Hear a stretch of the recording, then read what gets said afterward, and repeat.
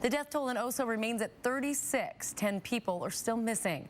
Search administrators say much of the progress that has been made would not have been done without the help of rescue dogs.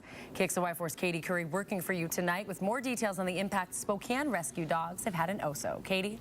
Melissa, the dogs and their handlers of Intermountain Rescue Dogs spend hours of training each month to prepare for anything. They most frequently work with the Spokane County Sheriff's Department, but when devastation struck in Oso, they wanted to help.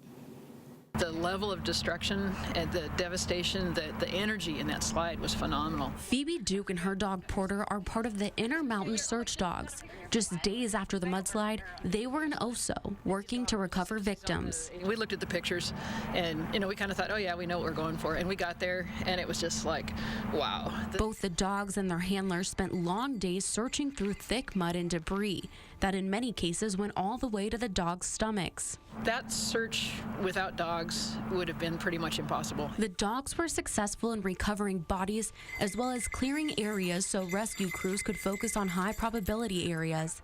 Their intelligence and physical abilities leading search efforts. I was watching him sometimes just in awe of what he was doing, walking on little 4- and 5-inch little tiny logs covered with stuff, and he's up there working and searching, and then he'd come down and he'd go check underneath. Through it all, keeping victims and their families in mind. When we could bring some closure to them. There's nothing like that. That's what we put in those endless hours for.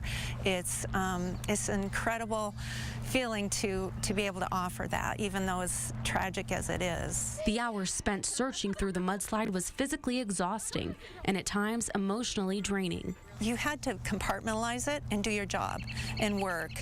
And then when you come home, that's when it's hard. That's when the reality hits you that that was somebody's child you were looking for, somebody's grandma. But as hard as it was, they would gladly go back. It was very difficult, but it was an honor. It was an honor to go.